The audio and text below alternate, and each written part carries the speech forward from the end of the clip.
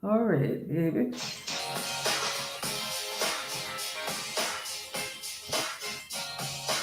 We are live Monday night.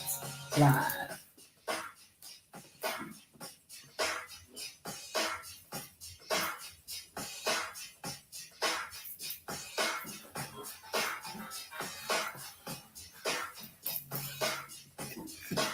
We tired, y'all. We're going back. We We're done going back had, there. we I need done a had a nap. busy week. Y'all had a busy week. We I didn't ain't have a had no busy nap. week. Yes. I need a nap. So, babe, we're gonna get started. Yeah. If people come on, they can join in. We got some things to do. We got to pack. We've had a long weekend. So let's talk about first how your week was. What's going on this past week? I don't know. You don't know? I'm so tired. I don't know. So we had, what's up, Valerie Adams? What's Hey. up? Miss Miss Val? Miss Val. What's up? What's up? What's up? So we had let's see. But we start off Monday. And I'm off on Monday normally and work Monday preparation for Grace Life. And then now we got Grace Life this week, which was absolutely amazing. It was beyond everything I could imagine. It's a great meeting. Just to see all the people and people that you hadn't seen in years. It was good. Everybody was in a very good mood with great expectation, just a lot of love and togetherness. It was so good. And I'm not going to try to name all the people I saw, even old World Changers members, CDMA members who hadn't been in Atlanta or been in church in a long time, and it was just so good. Wow, it was amazing. It was amazing. So we had everything from J.J. Harrison, who did praise and worship. We had our own praise team that sang, a choir sang. Right. We had Todd Tribbett, as well as Willie Murphy. Of course, our very own Pastor Dawn, Pastor Taffy. Praise and worship leader from New York. I can't think his name right now. Yes. Kyle Self from New York Church. We saw a lot of people. Just a lot of people, man. And it was good to see everybody, those that we hadn't seen in a while, those that came back home, hopefully will stay. I got a chance. What's up, Gail Hamilton and Renee and Edward Brinson. My man, Ed Brinson. What's up? From the Florida. Yes. I'm gonna be in Florida not too long from now. Yeah. And so we Pastor Ed Brinson, my man. What's up? Yes. And RJ Blackwell. Teresa Lindsay came up to me this past week at the Grace Conference. I believe it was at the Grace Conference. And we had a number of people that came up to us even at the Grace and said, we watch GodFidence. Right. Wait, I'm from Alabama. I'm from whatever. And we were like, what? Yeah, people from all over said that we watch GodFidence. Oh, you guys. And I asked a couple people that still hadn't heard the Gene pass. Yeah. And I was telling them, and they said, but I find out because I watched GodFidence and I saw what happened. And so it was just absolutely amazing. It was good. The Grace Life Conference was good. And then we turned around and my mom's birthday was this past weekend. And so we also had an opportunity to go spend some time with Ken Terry and Terry's family reunion. And I got a chance to praise and worship for her. It was so fun. And the reason why that one was fun is because I didn't know this, but they had a lot of kids at their family reunion. It's family reunion. And so as the kids were just kind of in the back, I was like, y'all come on up. Let's just have some fun with the kids. Let's start teaching the kids how to lead praise and worship, how to be in front of a crowd. Y'all just dance. Y'all can cut up here. This is the time to get all that energy out. And I tell you, we had a really good time. Just the freedom and the anointing kicks in. And it was simply amazing. And then Ann Terry told me later, she's like, darling, you don't know this, but our plan this weekend was to incorporate the children so that they grow in that Right. area of ministry. Right. And no, and I didn't know that. And so I was so glad to have been a part, to have been asked. And I took my mom, because her birthday, 89th birthday, was on Saturday. Hey, Ronelda. And so I wanted to not leave her behind Right. after I'd already told somebody I'm going to come and minister at their church. One of the things I learned at that, and of course we all know this, is my family, our families are yes, God's number one, but our family comes right behind that, and we have to make sure that ministry don't come ahead of the family. Make us neglect our families Yeah. and our responsibility, because our first ministry is our own household. Yes. Yeah. And so I want to make sure I wasn't going to tell somebody I was going to come and serve at their family reunion, and my mom's birthday is on the same day. So I took my mom. They took care of paying for our room as well as my mom's room. And if you haven't been to Callaway Gardens in a long time, I think I went one time, but I stayed in the cabin. So I didn't really like the cabins. But I did stay, this time we stayed in the lodging area, which was really, really, really, really, really super nice. And then we just did the service and got a chance to see Aunt Terry's mom. Her and my mom are friends. Her birthday is September. She'll be 89. She'll be 89. Right.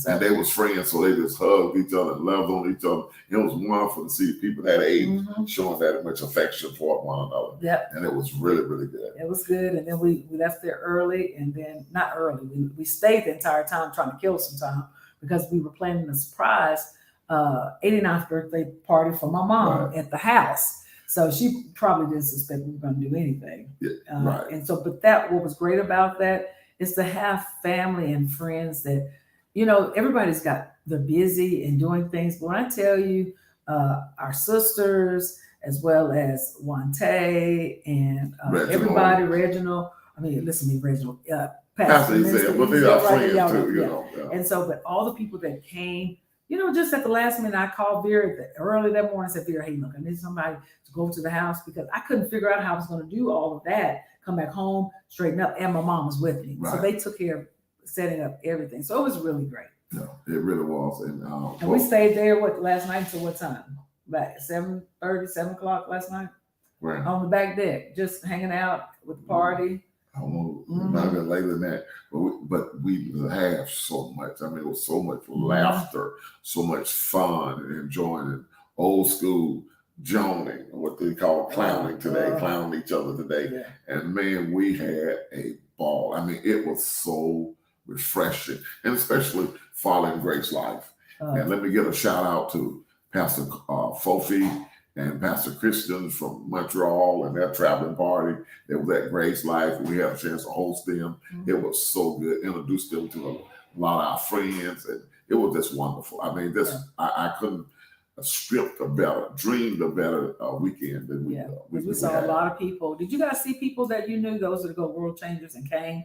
Or if you came, put in the chat that you came and tell us where you came from. And then if you attended, let us know you attended Grace Life, because it was and your favorite part of Grace Life. I'm telling you. And I see Gloria Martin on there, and Gloria didn't speak to me at Grace Life, but that's all right. I get over it. But I did see your husband Chester. He did speak to me in Chicago, Illinois. Okay. But that was really good. And so from the party, Gloria told me that was my first time coming to Grace. Okay, well, good. Wow. Come every year. There's another one starting in 2024. They already planned. We had about 10,000 people on campus, at least 10,000.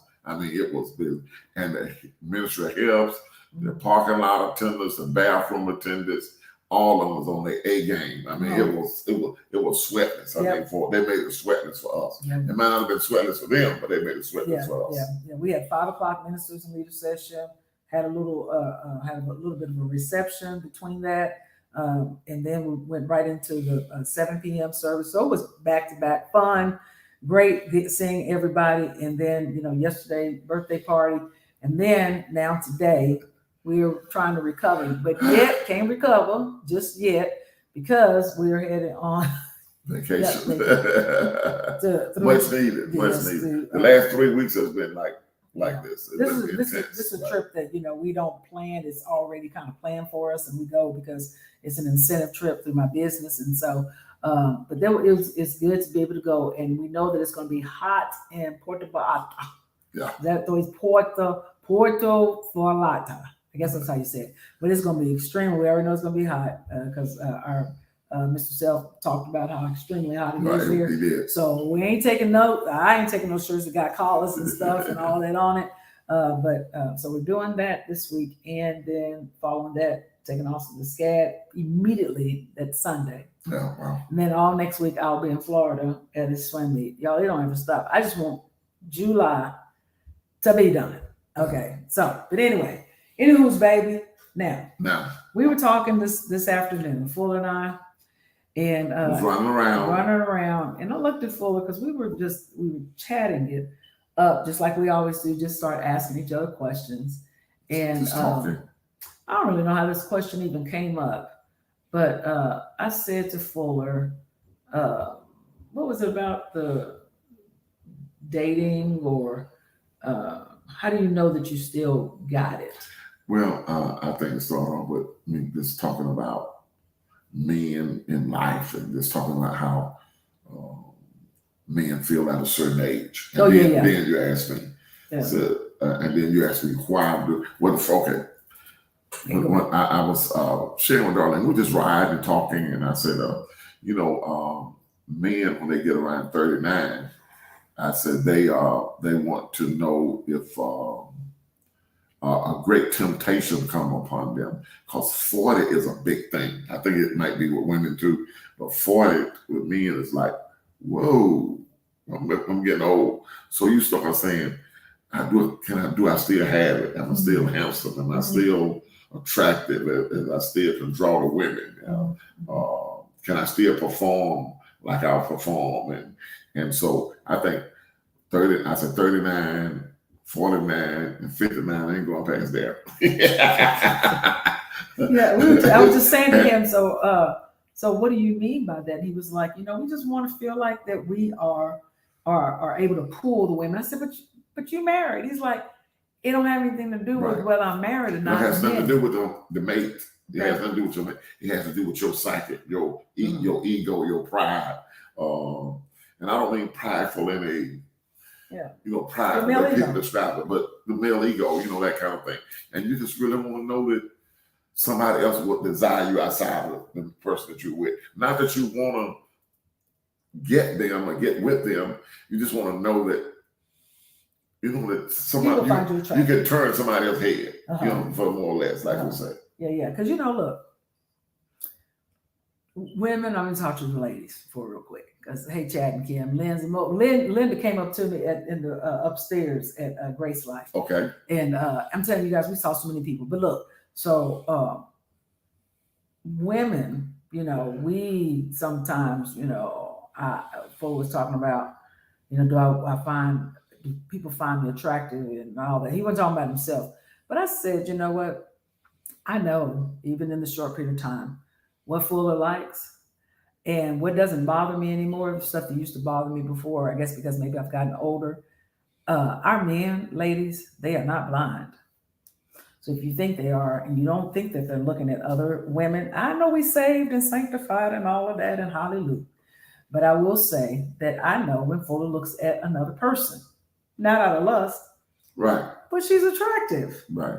She got a big butt, and I said it to you. She got a nice waist. I said, you see that back? Me, girl. He be trying to look and be like trying to give me heads up. He don't look, but he will. I mean, or I know what's attractive to me, so I know if it's attractive to me, right?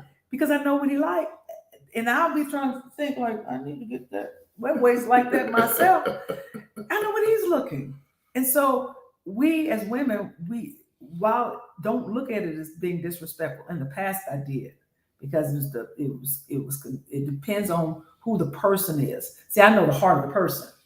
See, not everybody's got that same heart. Now, if you got a husband, you can look without lusting. You can look without lusting. That's what I was gonna say, because you can be lustful, right? And you got a lustful spirit. Be some old girl, don't be paying no attention. Ain't nobody want them. No, that's not the case all the time. So, but because I know the heart that Fuller has, and I know what he's attracted to, that doesn't bother me. It don't mean, hold on, ladies. It don't mean I don't pay attention and I don't notice. And we just got to notice what they like so I can make sure that I come correct and that I'm the apple of his eye. I'm the person that when he's walking with, y'all check this out. We was at Grace Life and we were exiting out because sometimes in that particular case we were leaving not out of the building, but we were going towards the back. And I don't know if you had to go to the restroom or I had to go to the restroom, but we were leaving out the back, going to the side area. And so as soon as we began to walk, Fuller, quite naturally, just his natural instinct, he grabs my hand and starts walking. Now, look, you guys, not everybody knows that Gene, as Fuller already said, has passed away. Not everybody even know we connected. They don't. They know me, Darlene, and people know Bishop Fuller. They do. Most of the people that are on here know that we're together because y'all been watching this. Right. But to the people that never knew, so when he grabs my hand and he starts walking, I was like, oh, most of these people back here probably don't know. And I don't mean back here as if that was like the nosebleed season. Right. But No. just they don't after, see us. After the first section at the dome. Yeah. You know, so we stay around. They're not even near the back. Yeah, so we stay around near most of the time talking to people. And so most of the people that are coming through up front and speaking stuff, they see us. But this time it was homecoming. You know, people from the past to come in. So we walk in and I'm like, wow, I bet you some of them people don't even know that we're together. But what was good is that Fuller took the initiative and grabbed my hand. Now, going back to what Fuller said, that something happens in that end of what's up, McFadden, what you know. What up, Roy? Something happens when you get to that 39. Would you say 49, 59, 69? 39, 49, 59. Yeah, and so he said, but men just want to know if they got it. So men, can y'all holler at a sister and let me know if Fuller's on his, if not game. But is that true? Is that true that y'all kind of want to know? I know some of y'all married. We ain't trying to disrespect, but I'm just curious, is that true? Where you really want to feel like you got it and you want it. Oh, it's true now. It's true. I ain't saying it. They know it's true. They gonna say so it. I'm not gonna whether they say it or not. But right. y'all support a brother and said that. But you know, I mean, it's just the truth. Uh-huh. I mean, you want to be admired. Even my dad, when he was like 80 years old, he said, you know, he said he still like to see a beautiful woman. It wasn't anything that he would design another woman, but he appreciate God's beauty, you know. And I think if you're secure in your relationship, you both can look, you know, and look at it. So that's because I'll tell you, that's a good looking guy. Now, don't I tell you that? Just like I said, man, that girl is fine. Or she's pretty. And I tell you, I said, man, he's a handsome guy. So I don't just look at it. I don't be lusting or anything like that. But I just admire beauty or I admire handsome man. And I'll tell you to look at it. I said, look, he's handsome. Yeah, so you know I do that. Yeah, we'll admire clothes or whatever. Right. And he's like you saw this guy, and he was really dressed. I think he was Asian or something. You know, and he was had a skin lick and was a whole suit. Oh yeah. Had a plaid suit on. Yeah, man, he was sharp. Look, y'all, I was at the gas station. I think you told him he was sharp. That's what I'm talking. Okay, so Fuller, I told him, I said, I was at the gas station and Quick Trip.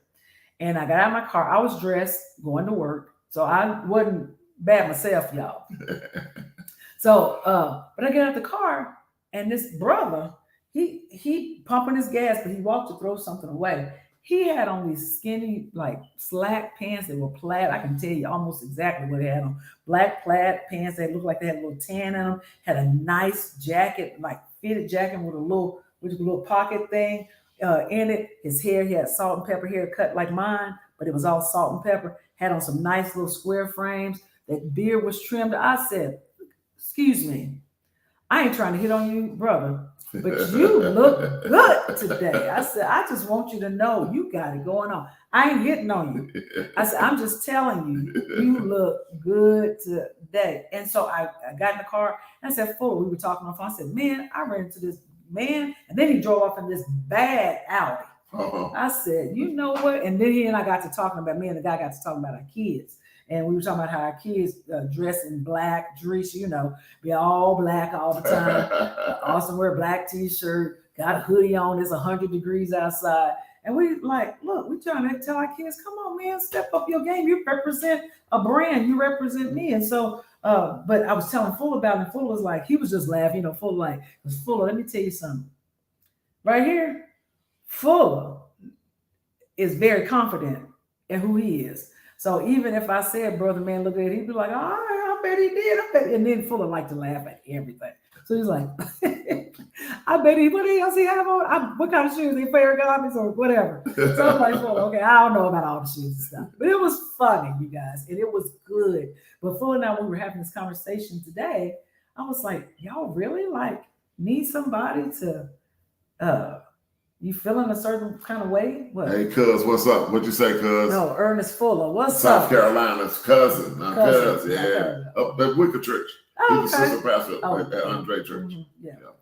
And so, baby, and then I said to you, Fuller be trying to read all y'all's comments, all of them. Mm-hmm. So then I said, Fuller, I remember when I was dating, how while you want to make sure that you feel admired and you still can pull a young tenderoni like myself, and he did. I got you, didn't He did. All Okay. right.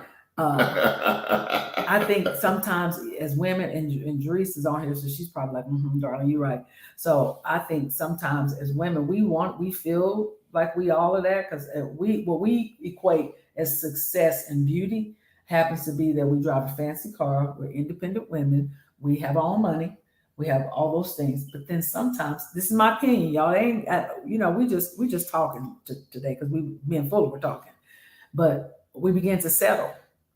And we begin to settle for average. I remember Jerice shared with me when we were talking one time. She was like, "Darlene, that don't fit you. I know you feel like you with somebody." He was dating this guy. Just said, the guy you were dating last. Before I came in the world, I'm just. I think in general. Don't talk in circles. Just be honest. Full be trying to make me blow up people, y'all. No, let's just be honest. Yeah, but you start dating the average because you want to feel, you want to belong, you want somebody. So all I'm saying is ladies, if that's you and you're dating someone and they're not making you feel like a queen, they don't treat you like a queen. The fool got out the car today, you guys. And it's the small things. I always say that, right? So I went to a meeting this afternoon. As soon as I got out, Fuller and I just happened to ride together because we were going to Fayetteville. As soon as I got out from the building, Fuller gets out the car, opens the trunk so I could put my bag, my business bag in there, and came and opened up the door for me. That sounds like a small thing. But how many times have you seen women come to the car, her man driving her car or his car? Yeah, and he sit there driving and she's still putting gas in the car. Ladies, we got to want better. We got to do better. We got to not settle for our hormones jumping up and down. So we So we sleep with the first guy or the guy that comes along. The first guy. Yeah, we have that relationship with the guy he's not right for you, or he's not making you feel like you deserve to be treated. He doesn't treat you like the queen that you are. And along this journey, I've definitely grown into my queendom. When we had our women's event this past week, that's one of the conversations about who we are as as queens, how we should govern ourselves and how we should want to feel appreciated, but also know that you know who you are. Don't settle. But as well, you ladies as a whole, I can't talk about. I can be general, but I can't talk about everybody. But I noticed on the television, I noticed the news anchor people, the people that are ladies that are success driven, that feel like they don't need a man. I don't need a man to be successful. I don't need a man to validate me. None of them have rings on their finger because they give off this vibe and a man want to be needed. He want to be wanted. He want to be that protection, that protector for you. He want to be your comforter to you. And then if you don't act like you don't need no comforter, don't need no comforter, you don't need no protector, you don't need a man to do this and that and the other. And then you draw the wrong kind of man because he know that you is in need because you ain't got no ring on your finger. Yeah. And then we show if you're successful. One of the Pastor Nick, what's up, Pastor Nick? Yes, Pastor Nick had to say the word. I said, amen. He says, make the men act right. Make them act right. Right. Raise your expectation. I tell you what, Ray Fuller to help me raise my expectation. I'm not gonna settle. Look, let me see. Pastor Nick say. He said, my wife says they want to be your hero.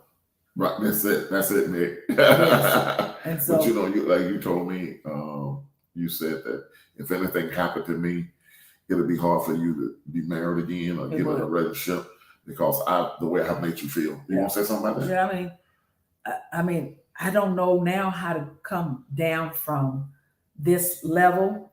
So when the bar has been raised here, it's hard to come back down here.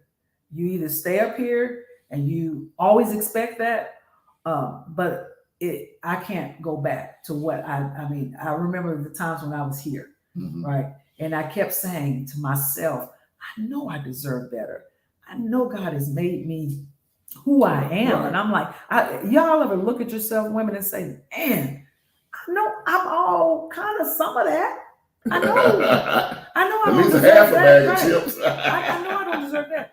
But we also have to be careful of showing too much. Y'all hear this say you share what you're willing to show, you're willing to share. Right. Yeah. And so when I met Fuller, I was in a t-shirt and a pair of shorts. And he wouldn't, he had a pair of shorts. He had a pair of shorts too. And so, but never once did I come down to the level where I felt like, oh, now he liking me, let me go on the show for something. I never did that. No, you was a perfect lady. You was a lady. I didn't ever start wearing shorter dresses. I didn't try to start showing more legs or whatever. I was who I am. Now, Fuller says all the time, I could have been homeless and he would have come and found me because he knew that God had positioned us to meet one another. Now I was like, now look here, I ain't going to be no homeless now, but I appreciate you going to come get me. But I just want us as women to raise, even if you're single, raise your standard of what you're expecting out of a guy. Right. You don't have to, and I mean women that are married as well.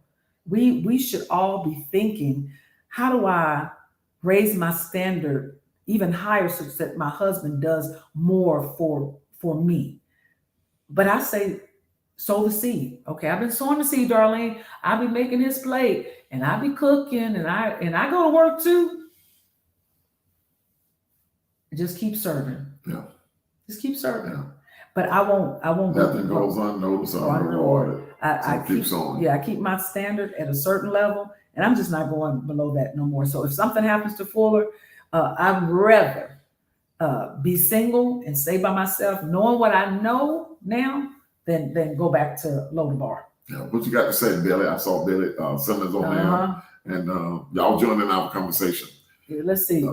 Emily said, my uncle set the bar so high that his widow, my aunt, has not moved on since it's been 20 years since his passing. Totally understand. Now look here, Emily, I'm gonna wait 20. But I appreciate the comment. Right. Janet says, Bishop Kenneth Fuller, darling, I finally removed my ring. Oh, okay. Well, what Janet is talking about is, I think when you go through a loss of a spouse, we keep wearing our ring. Because we think we're being dedicated and committed to the person that's no longer here, and you're actually not even married anymore. And so the ring, let it go.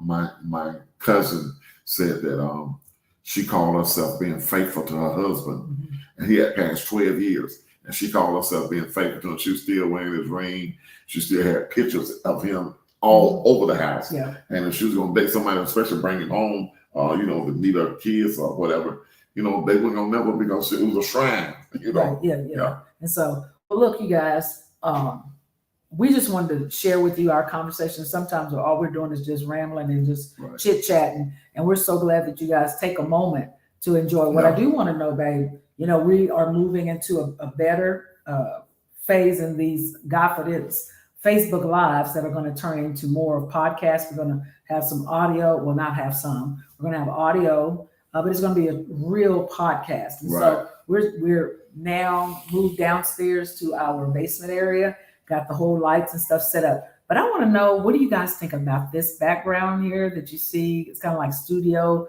background. I know some of you that are technicals or technically savvy. You can tell we got a green screen set up. But we want to get your ideas on what you think, how it looks today. It's going to continue to get better. We're just kind of throwing some different, playing around with some things, but definitely, you guys, we are so. Hey, Sophia, what's going on? Soror, that's my soror. Okay. And so, very professional. Thank you, Roy. Who else do we have on? Let's see. You guys, we asked you if y'all came to. Thank you, Chad and Kim. Let's see who else we have. Said Linda. Got a chance to see them. Chad. Your sister Linda is on. Reston is on. Jerice. I said Jerice. I saw Ronelda on here as well. And then Renee and Baron Lewis and Pastor Lewis. South Carolina. I don't know if we did our shout out to Chad and Kim. Kim was over there with us on Saturday in our women's fellowship. So we got a chance to see them. Ella Miller, good to see you. Gail, thank you guys for joining. Yeah. Well, look, you guys, we are going to have GodFidence next Monday, even though I probably will be somewhere, I don't know, in Savannah, Georgia, maybe on the road. We'll keep you posted, but we'll do this again on next Monday. Tell a friend to join us. Apparently, you guys still enjoy this. I guess we don't have to keep saying, do y'all want us to keep doing this? Do you want us to keep doing it? Because now we're doing it. Because we got more of an investment, because we're trying to continue to improve what we're doing. So with that, what you got, baby? This is full of smooth, y'all. No, it's more like this.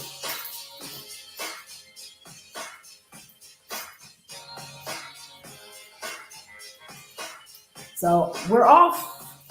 The Puerto Vallarta. Love you guys. We will see y'all next Monday night. Same time. Same place. All right. Love you. Love you. Thanks for tuning in. Thank you. This is how we do it. Love you, Janet. Take care. Everybody take care. Take care. Bye, Therese. Bye, y'all. Bye, y'all.